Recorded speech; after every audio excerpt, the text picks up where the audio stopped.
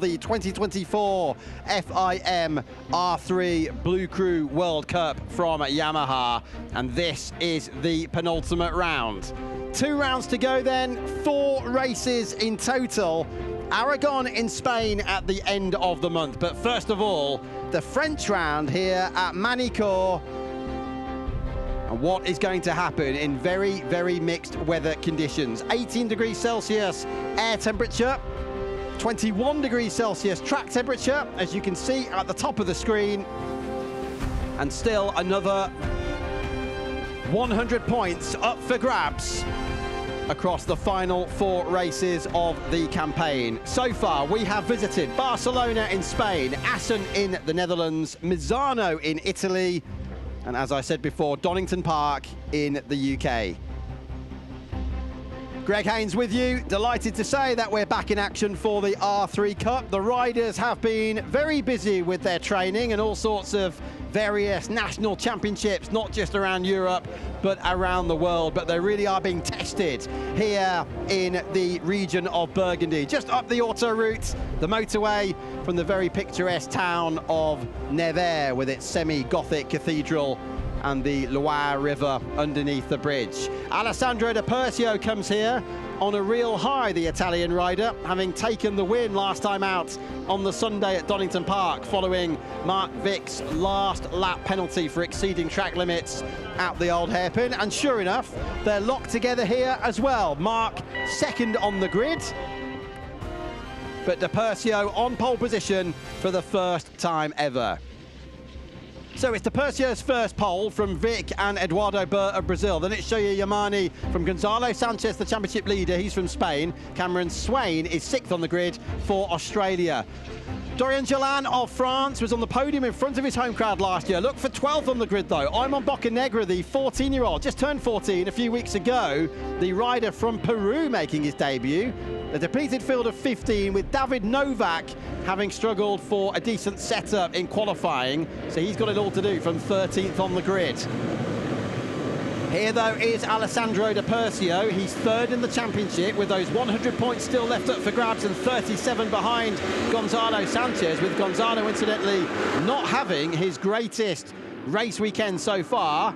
There's a real opportunity here for Alessandro Di Persio to launch himself into a title-challenging position as we prepare ourselves for 9 laps of a drenched Magny-Cours. We've just seen incidents aplenty.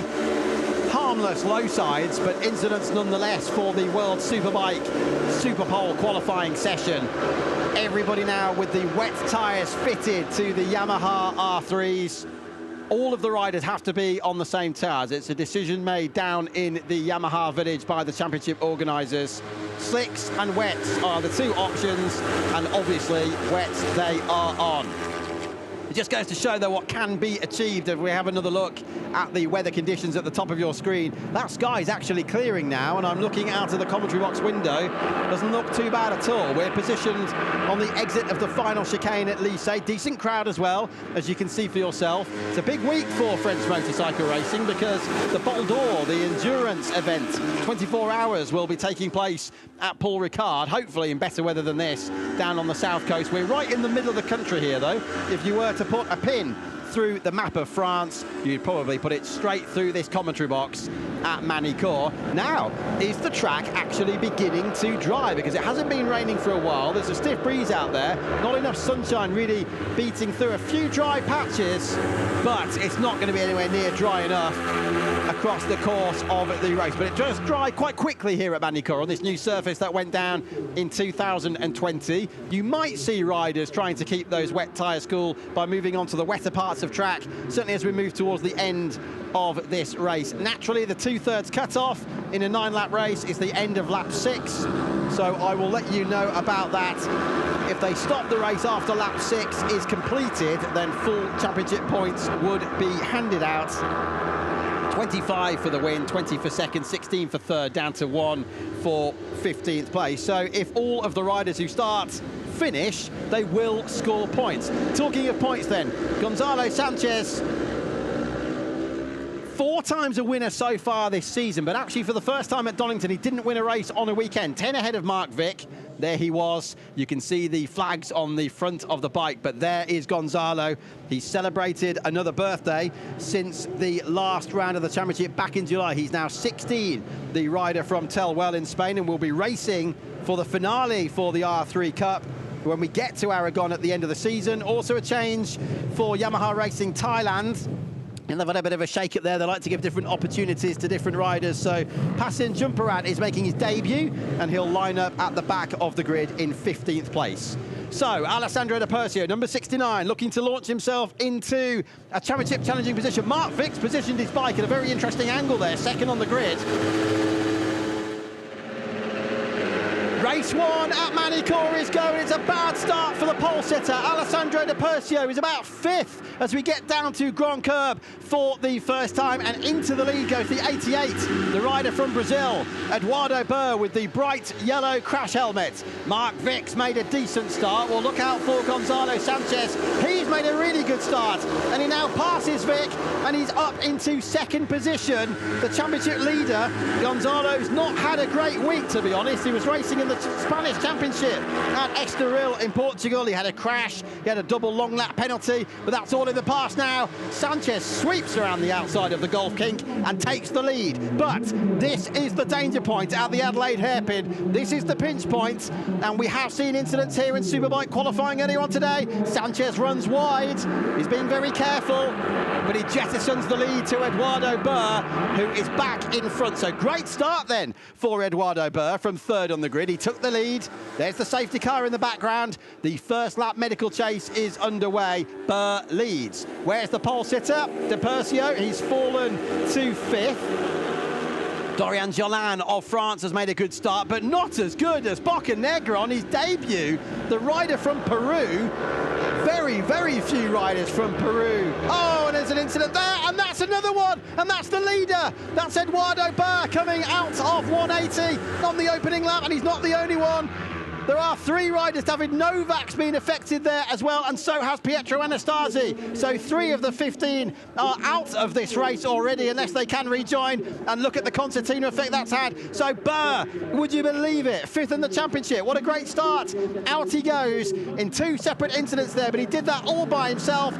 And now Sanchez has a moment. Mark Vick runs wide out onto that very, very slippery blue paint on the outside of the aptly named Water Tower corner at Chateau d'Eau. And Bocanegra leads. Number 32, your 14-year-old on his debut from Peru, but not for long, because that's Cameron Swain from Australia now going through down at Lycée on the opening lap. It's a lottery. It is a complete lottery. Where is the grip out there? Oh, Sanchez! Sanchez goes down now.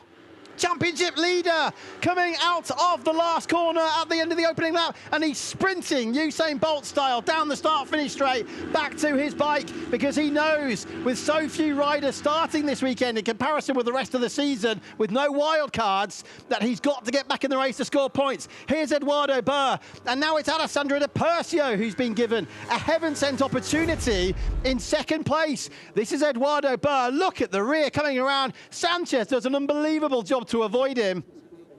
Can you believe it? Nobody can get any temperature into the tyres here at Magny-Cours in these damp conditions. And that's Sanchez. He was not able to rejoin. Gonzalo, the championship leader, is out. Now, this is the other incident at 180. Burr's going to go down at the front, and there's the other one.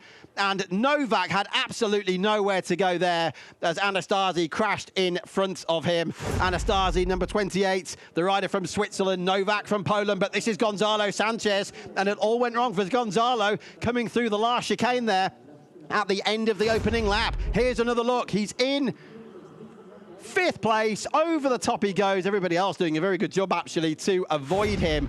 So Sanchez is out. Okay, Cameron Swain then now is leading the race, but in 2nd position is the newcomer. Would you believe it? This is absolutely unbelievable stuff for Bocanegra from Peru.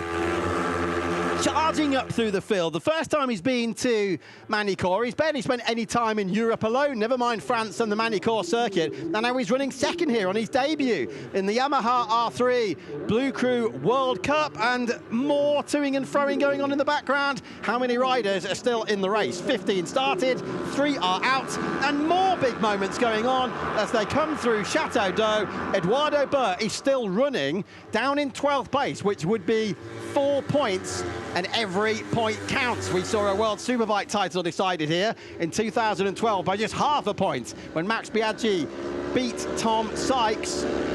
Cameron Swain now, he was born in Oxford in the UK to Australian parents, out of that last corner, and he leads Bocanegra by just shy of 1 second. Bocanegra was a very, very late entrance. Aymon, the 14-year-old, he's racing in the Brazilian Series in the Latin America Cup, to give it its official name. He was 9th in practice, and now he is 2nd from 12th on the grid. Down through Grand Curb, into the right-hander at Estoril. Takahashi now of Japan. He always goes well in the wet weather, and he's muscled his way past Apercio, and he's up into 3rd position. So, Cameron, this is your opportunity. He's been involved in a few unfortunate incidents earlier on in the season, including one on the start-finish straight at Barcelona, and now he's looking to become another new winner. Can he become the 4th new winner in the championship by taking his first win? But look how close they are. Bocanegra is in 2nd place. Takahashi is 3rd. Depercio just being careful in 4th. Then it's Yamane, another Japanese rider. Depercio gets back in front now of Takahashi on the exit from the Adelaide hairpin. But can they close in on the newcomer from Peru, Aymon Bocanegra, with the bright yellow luminous flashes there and his knee sliders in 2nd place. Jolan still in this leading group officially from France, number 19. The crowd egging him on here. 17 years of age, is in 6th place. Mark Vick, who is 2nd in the championship to Gonzalo Sanchez, is at the moment on target for 9 points if he finishes 7th, and that would mean he'd be just 1 behind Sanchez moving into race 2. Sanchez actually had a mathematical possibility of winning the championship here at Magny-Cours this weekend, but that's all changed now as things stand, and it looks extremely likely that we're going to Aragon for a last round finale on the final weekend of September. Would you believe it? There's Cameron Swain with the advantage, making his way down towards the Lycée corner at the end of the lap. Bocanegra 2nd, Depercio, number 69 from pole. There he is, didn't make a good start at all. He's in 3rd place. Takahashi of Japan, ahead of his compatriot Yamane, 4th and 5th, and then it's Jolan. Vick is still in 7th position. He's fighting for that 7th place with number 58, Nicolas Zanin from the Czech Republic. Indy Sunselar of the Netherlands is 9th. Chumperat of Thailand on his debut is 10th. Borgelt, the German rider, number 57, that's Mitja, is down in 11th place, and Eduardo Burr is still running, but he's 51 seconds behind Cameron Swain, the leader, and over half a minute behind Borgelt, so Burr just needs to keep going, really, to scrape a few points. If you are just joining us, there were 2 incidents, significant incidents on that first lap. Well, actually, there were 3. Burr high-sided from the lead but managed to rejoin. We had Anastasi high-siding in front of David Novak. They did not rejoin. And significantly, Gonzalo Sanchez at the end of that first lap lost control through the final chicane. Now, up into 2nd place on the 4th of 9 laps is Takahashi.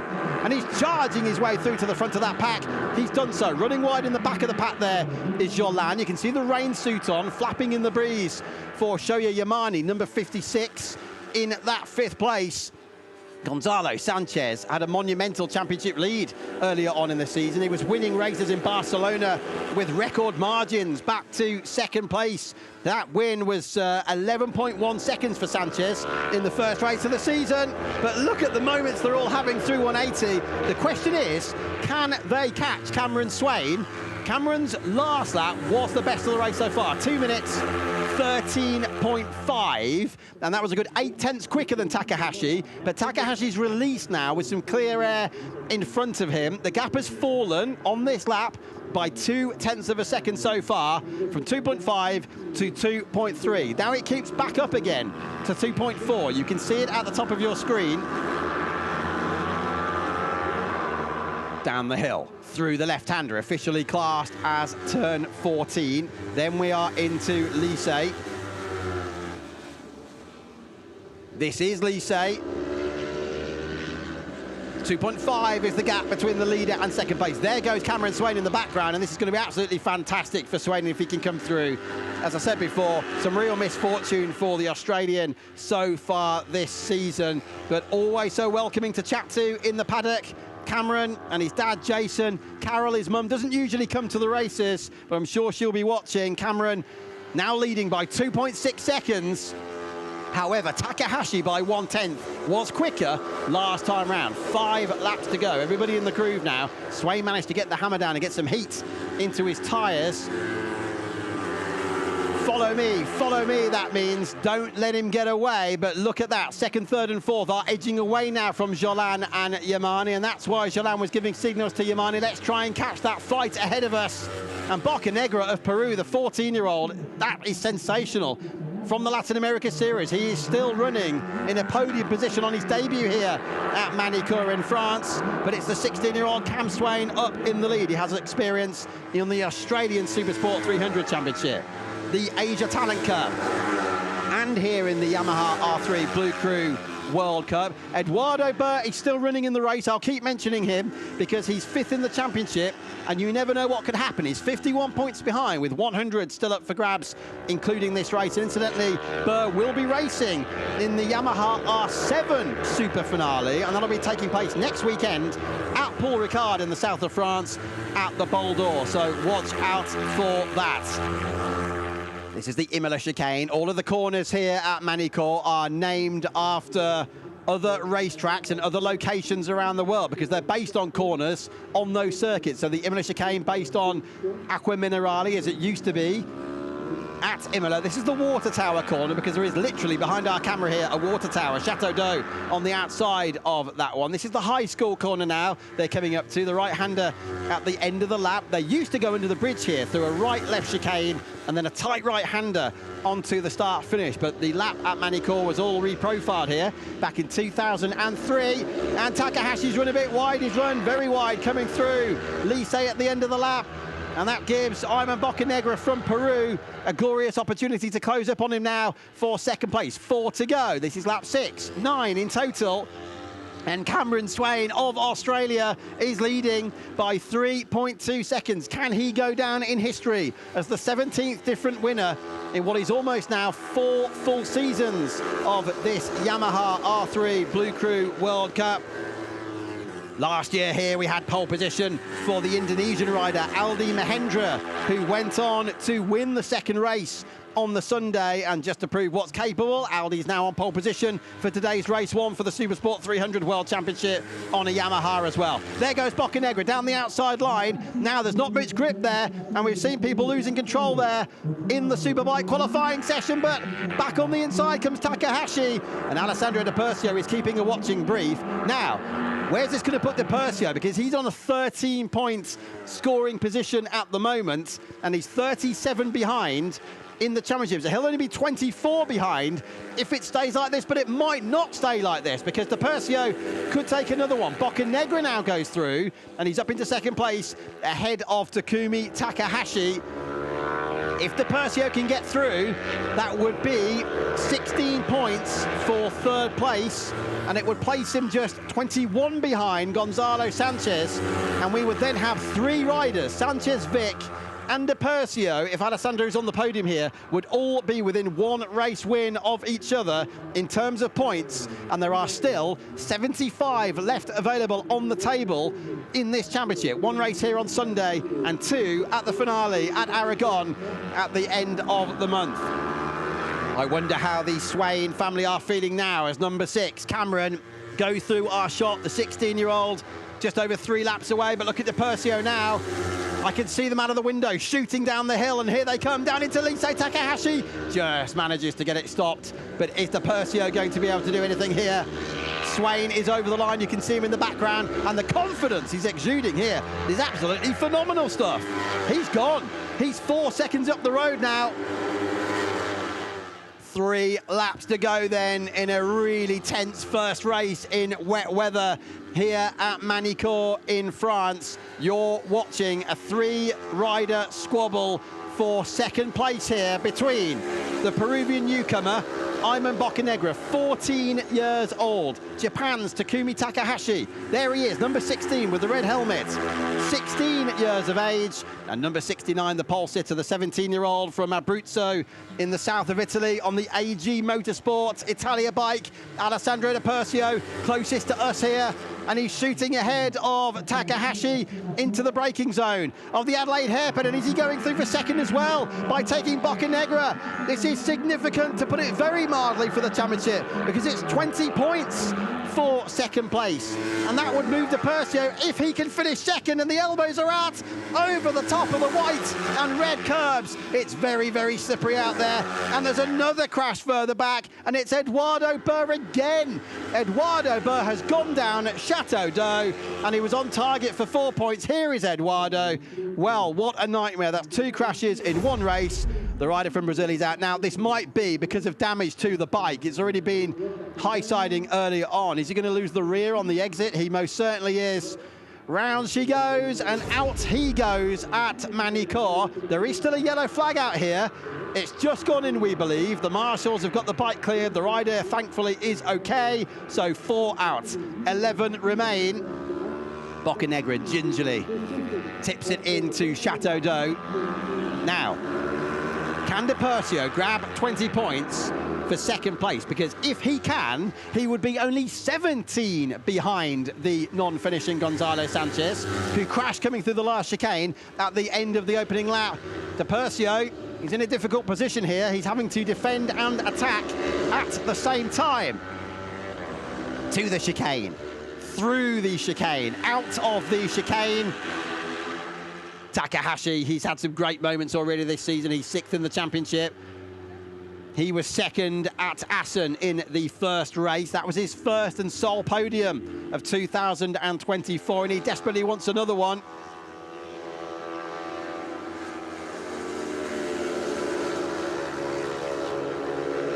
Look how long and never-ending this Estoril corner is, based on the parabolica at the end of the lap in Estoril. And Takahashi can see that the number 32 of Aymon Bocanegra from Peru is getting away, but at the bottom of the screen, Cameron Swain, that 2:11.615, a new fastest lap. He's lapping a comfortable 1.5 seconds quicker than these guys, 2nd, 3rd and 4th, and they're not making life easy for one another. Di Persio goes through, Takahashi on the inside line, Bocanegra on the outside line, and Aymon will desperately wanting to hold on, and he does, to a podium in this race. There's still quite a lot of spray out there, isn't it? And that's why everybody's running with the clear crash helmet visors. But look how the lean angles differ in the wet weather in comparison with the dry we've seen for most of the season so far. That's a long way back, Aymon. Is he going to get through at 180? He's trying. He has. And he's not the only one. Takahashi does as well. And Di Persio having to think about the championship. He gave the Japanese rider a nice wide berth there. 20 points, 16 points, 13 points. 2nd, 3rd, 4th. Cameron Swain in the lead. Very much on target, though, for the maximum possible 25. We are coming through to the 9th and final lap. Quick shout out for what's happening behind before we focus on this last lap for this 3-way squabble. Yamane of Japan is still 5th. Look in the background. There he is. Now, he was fighting with Jolan, and it doesn't look as though they're locked together now. So has something happened there to Yamane or Jolan? In the background, Takahashi has a look at Bocanegra, but only a look. Cameron Swain, he's over the line. The Australian starts the last lap, and sure enough, Dorian Jolan is out of the race. I thought I saw some drama in the back of the shot when they came through the Imola chicane. So Dorian Jolan, the French rider, who was 2nd in this race last year, is out. So that now is 5 out and 10 still running, and that significantly puts Mark Vipp up another place to 6th. He's 10 behind Sanchez. Sanchez is out, and Vic now is up into 10-point scoring position because of this. So they're going to be level in the championship. They're going to be level. Vic and Sanchez, if it stays like this, I hope Dorian Jolani's all right, the way he's trudging there slowly across the runoff area. At least he's walking away down to the Adelaide hairpin then for the last time. Cameron Swain on target for a glorious, emotional first victory in the R3 World Cup. Di Persio's up to 2nd, but not for long. Oh, through goes Bocanegra. Brilliant. The newcomer from Peru on his debut. from 12th on the grid. He's now second, and De Persio's thinking about the championship, but he wants as many points as possible. He's not going to get around the outside into the Nürburgring chicane. Takahashi still the meat in the sandwich.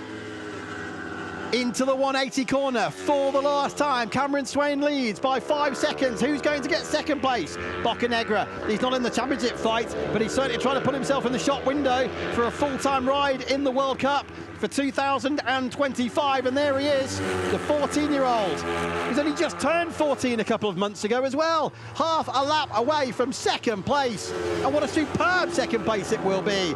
The rider from Peru, Spanish of course, is his native tongue, but he speaks phenomenal English as well. Takahashi takes him into Chateau d'Eau. Can De Persio take advantage of these two as they come down under the bridge towards Lycée for the last time? But Cameron Swain goes through the shots. The rider who's based in Brisbane in Australia is just one corner away now from victory, but who's going to get second? Takahashi, number 16, Bocanegra, 32. De Persio, he's going to try and go underneath the Peruvian into the chicane. Cameron Swain does it! The Australian wins in France. Takahashi is second. Oh, he's on the green paint. Now, was he exceeding track limits before or after the finish line? That's the question. The Peruvian rider, Aymon Bocanegra, on the podium on his debut with De Persio fourth. But Cameron, yes, you've done it, finally. And I know his dad, Jason, will barely be able to contain his joy.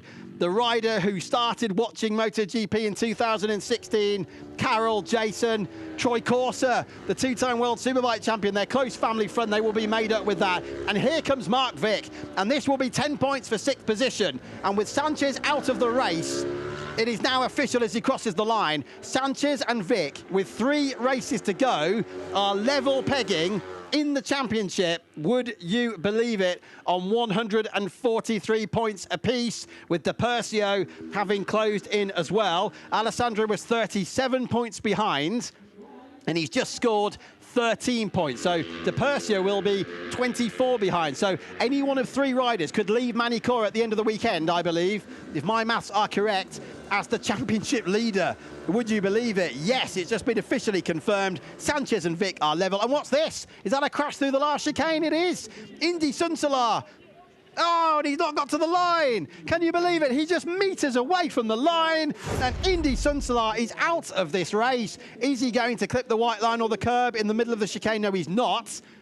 And the rear comes around on Indy. This is what we saw with Gonzalo Sanchez at the end of the opening lap, and it happens to the Dutchman at the end of the final lap.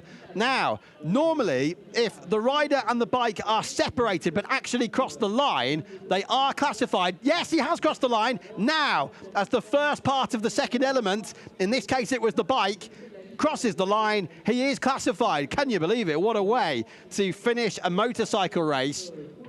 Loses control, rider over the line first, and as the first part of the second element crosses the line, whether it's rider or bike, you are classified. So as far as I'm concerned, he will score points there. Yes, he's classified there in 9th place. Would you believe it? Where do you start to pick the bones out of that one? 5 retirements, 10 finished from the 15 who started, but Cameron Swain is a victor for the first time, and he'll be chatting with Georgia Wells down in Parc Fermé in a moment. Bocanegra as well, number 32, here he is, the rider from Peru who's making a name for himself in the Latin America Cup over in Brazil primarily. This year he was 9th in practice, only just turned 14 a few weeks ago, and he comes through from 12th on the grid in a chaotic race when it was all so easy to make a mistake, to struggle to, and now he is classified in 2nd place, and that will be, as I spotted, Takahashi exceeded track limits coming out of the last corner and touched the green paint. And that has now just been confirmed on the timing screen. Number 16 penalised to drop 1 position, exceeding track limits, final lap, turn 17. So it's 2nd place now for Aymon Bocanegra. Would you believe it? 20 points. That's going to move him right up as well in the championship standings, isn't it? And he's not going to be quite into the top 10, but it's going to put him into the top 15, I believe, just ahead of Natalia Rivera, who was racing with us for a couple of rounds earlier on in the season. But I think there's going to be some tears. In a way, I hope there are for Cameron Swain, because he thoroughly deserved that. Takumi Takahashi, what's this done for Takumi's championship? He is 6th, 51 behind. So mathematically, any one of 8 riders could still win. Well, actually it's 7, because 8th in the championship now is Mario Sales, but Mario unfortunately had some issues. So Mario, we're thinking of you. Missed his initial flight from Brazil. There was a lot of issues there and was unable to get to Europe. So Mario Sales hasn't raced at all here at Magny-Cours this weekend. But mathematically then, any one of 7 riders with 75 points still left can win this championship. Sanchez Vic, DePercio, Novak, Burr, Takahashi and Yamane. And any one of 3 riders could actually head to Aragon as the championship leader, depending on what happens here in race 2 on Sunday. And Cameron Swain now, the floodgates will open. Of that there is no doubt. He first rode on a gravelly paddock in Australia at the age of 4. He was telling me I crashed and I didn't want to know anything about it ever again. But when he was 7, a friend from just across the road, Hunter, started to ride Cameron's bike, which was just sat there in the garage not doing anything. And in Cameron's words, I got jealous, and the rest is history. He jumped back on it, and here he is in 2024, celebrating victory, oh, don't lose it there, in the Yamaha R3 bLU cRU World Cup at Magny-Cours in France. If you want to follow him on Instagram, it's cam.swain26. For his first ever World Cup win. The voice of Michael Hill in the background there, welcoming Cameron into Parc Ferme. Number 26, a lifelong Dani Pedrosa fan, Australia's Cameron Swain is indeed in tears as he wins for the first time in the FIM Yamaha bLU cRU R3 World Cup. There's his dad, Jason. He is absolutely beside himself with joy.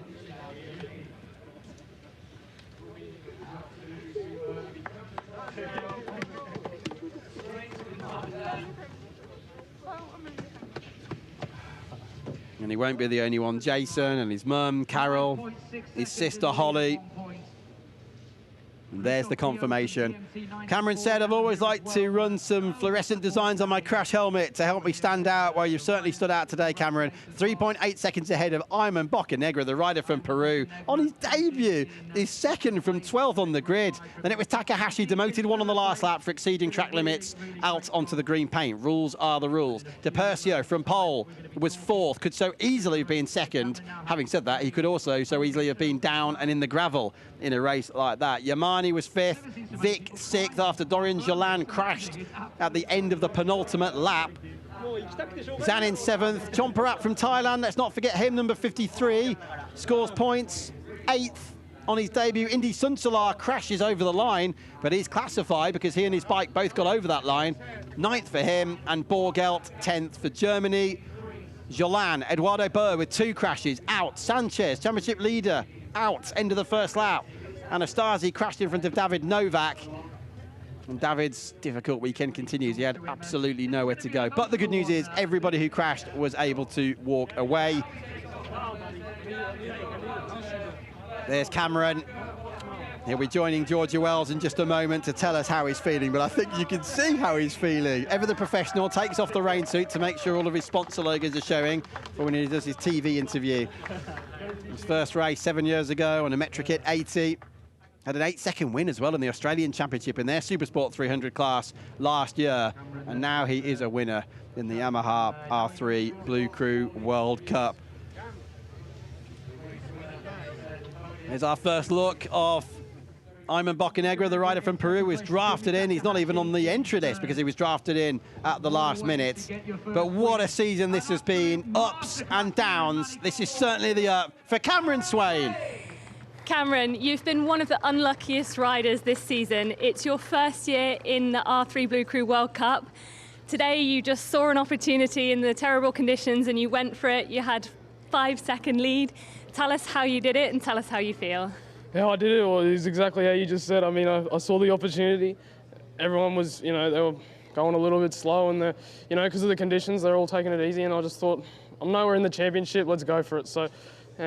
But the tough seasons made it feel so much better. So emotional right now. I can't thank everyone enough. My family put so much time in for me. Troy Corsa, back at home, helped me so much. And everyone here at Yamaha, everyone at World Superbikes has helped me. Thank you. Thank you. Congratulations. Oh, I thought there were going to be tears. He can barely get a word out. He did a great job there. Didn't need to get through that interview. He had Troy Corser with him at Assen and other rounds earlier on this season, the double world superbike champion of 1996 and 2005. Look at the focus in Cameron's eyes. And as I said before, always so welcoming, Cameron and his dad Jason down in the Yamaha village. Always a big help, certainly for us as well, with the broadcast, wanting to give us as much information as possible. And one of the nicest guys in the paddock comes through to win, number 26 for the first time, and that moves him up in the championship as well. He knows he's not a contender. He's inside the top 10 now, though, in 9th place. And with Salles not racing this weekend, there's every chance Cameron will take at least one more pole position.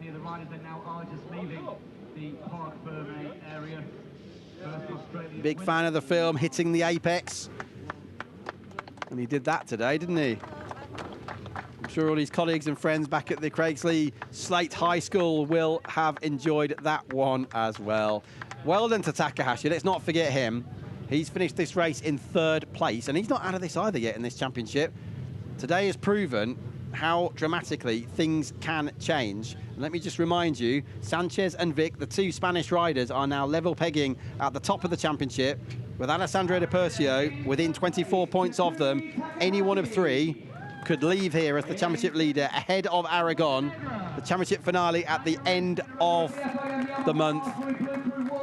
Incredible from Bocanegra, absolutely stunning. You can see the Latin America races, incidentally, on YouTube as well. There is Cameron Swain. He's dried the tears. Luckily, Cameron, when it's raining, as Christophe Guillot from GNT 94 applauds the Australian. Luckily, Cameron, when it's raining, it's a little bit easier, isn't it, to disguise the tears. Eric Desain there, the chairman of the board at Yamaha Motor Europe, presenting the trophies. The first Peruvian to race in the World Championship and to finish on the podium, Aymon Bocanegra.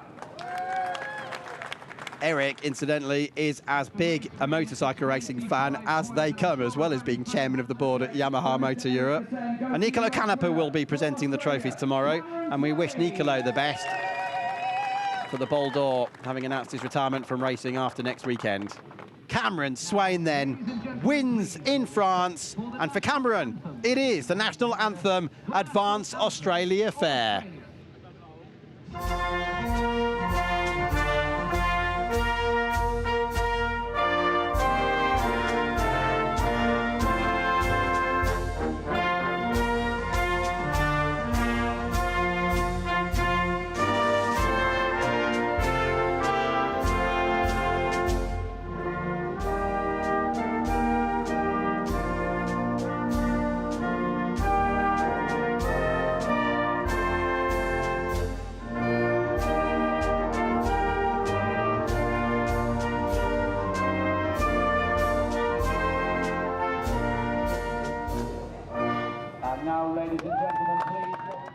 Well done, Cameron Swain. And now the Japanese national anthem for your winning manufacturer, which, surprise, surprise, is Yamaha.